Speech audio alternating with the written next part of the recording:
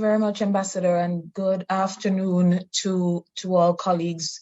Really want to express appreciation to Felix and the team for organizing this session of the Friends of Sustainable Development Governance, and certainly hoping that my intervention will be able to complement some of the perspectives shared across the various sessions today. Now, the 2023 is really a critical year for sustainable development. And when we look at both the Sendai framework and the 2030 agenda, both are at their midpoints. So the timing, of course, of these two reviews is quite important for us to reflect on their synchronicity and also how we can strengthen the linkages between them.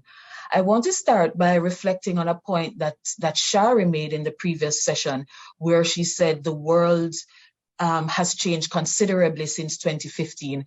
And certainly what was the case in 2015 when both the 2030 agenda and the Sendai framework were adopted has certainly changed. Contemporary crises such as the COVID-19 pandemic, the climate emergency are clear demonstrations of what can happen if risk is not well understood and effectively managed within development pathways.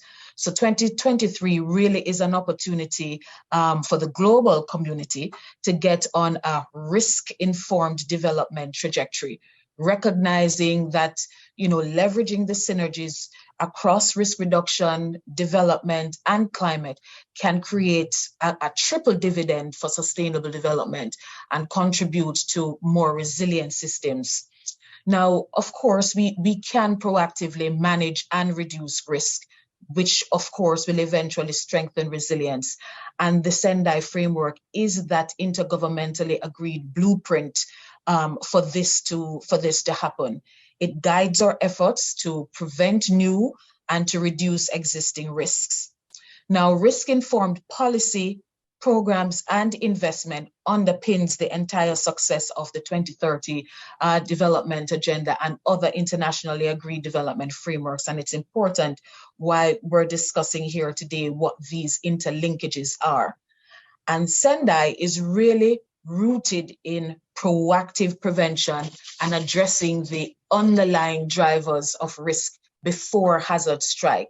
And it gives policy and guidance on how to manage and reduce risk and build resilience across all sectors. So therefore, its application ensures what we have been trying to push, this risk-informed approach for all SDGs, which is necessary to reduce the likelihood of an impending hazard that could lead to a disaster. And it's important for us to really recognize that if our actions are to be sustainable and resilient in the face of current and future risks, risk reduction must be integrated into the DNA of all policies and investments at all levels. Now, one of the 10 calls to action in the political declaration in 2019 in the SDG summit was to reduce disaster risk and build resilience. Now, in the 2023 summit, the calls to action from 2019 must be the baseline against which we measure progress against both summits. And in the face of multiple crises, it's clear that this call to action on disaster risk reduction has not been fully realized. Now, the midterm review of the Sendai framework is really a timely moment to take stock of the global progress in disaster risk reduction.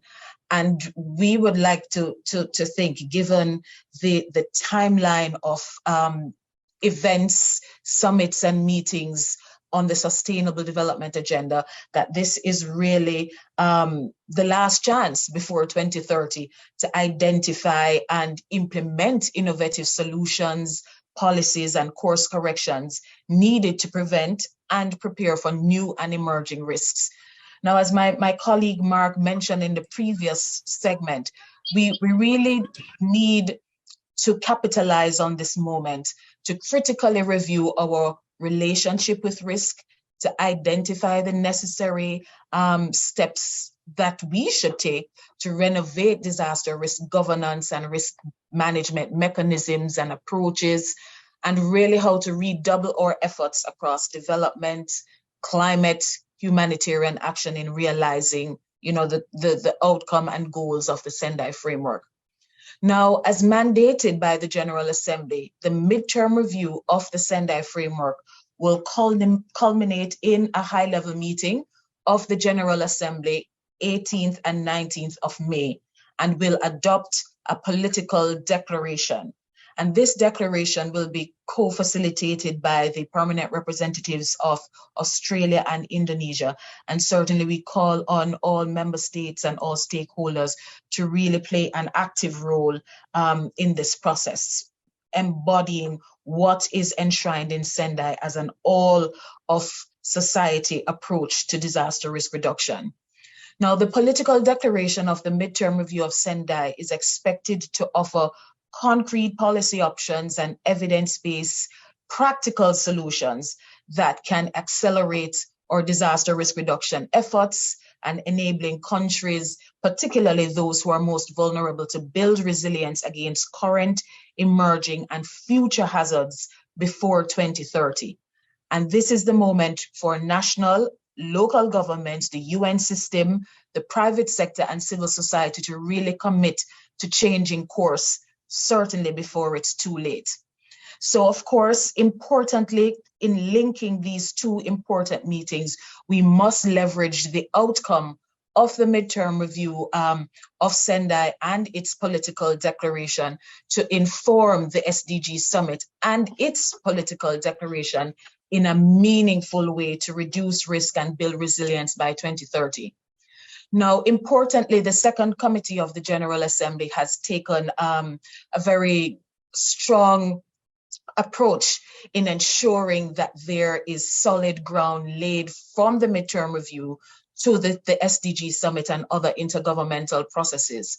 And in the recently adopted resolution on DRR, it recognizes that the findings of the midterm review and the political declaration should be and should serve as inputs to the SDG summit, the global stocktake of the Paris Agreement, the Summit of the Future, as well as the frameworks for LDCs, LLDCs, and SIDS towards a risk-informed approach to sustainable development and climate action. And additionally, the resolution also calls for DRR to be integrated across the work of ECOSOC, including as a contribution to the midterm review. So member states themselves have already acknowledged the need for the synergies and coherence between the midterm review and the SDG summit. Now, as the SDG summit focuses on transformative action and accelerated implementation, it really must serve as a launching pad to embed a think resilience approach across all sectors. And the summit, the SDG summit, really must be that space to make a compelling case for the commitment and investment needed to achieve sustainable, inclusive, risk-informed, and resilient development, not just for current, but also for future generations. As I close, I just want to share a few points for maybe special attention to colleagues here who are going to be negotiating on the political declaration, so both the midterm review of Sendai and for the SDG summit. One, that expanding the discourse on understanding risk must incorporate under-addressed risks, emerging issues, and catastrophic risks, so that we're looking beyond what is happening currently, but also having a more foresight and future looking on what are the emerging risks, which may be beyond environment-related risk and climate risk, but risks that are enshrined and hazards that are enshrined in Sendai that are of a biological nature, like COVID-19, as well as technological hazards. Changing, of course, how risk is governed by shifting from a reactive disaster management approach to a more preemptive management of risk. And this calls, of course, for reforming risk governance approaches and modalities, importantly at the national and multilateral levels. And thirdly, to build on the session previously, making the global financial architecture risk informed and ensuring risk reduction that it's integrated into all investments, and whether public or private. And we must recognize that managing risk really needs to be seen for what it is. It's an essential investment and not an additional added cost. So in preparation for the high-level meeting of the midterm review and the SDG summit and the deliberations around the two political declarations, I really want to encourage you all to read what I will include in the chat, UNDRR's policy brief on towards risk-informed implementation of the 2030 Agenda for Sustainable Development, which provides very strong policy recommendations and concrete examples on the application of a risk lens to each of the SDGs. So thank you very much for your attention, and really looking forward to hearing the interventions of the other colleagues. Over to you, Ambassador.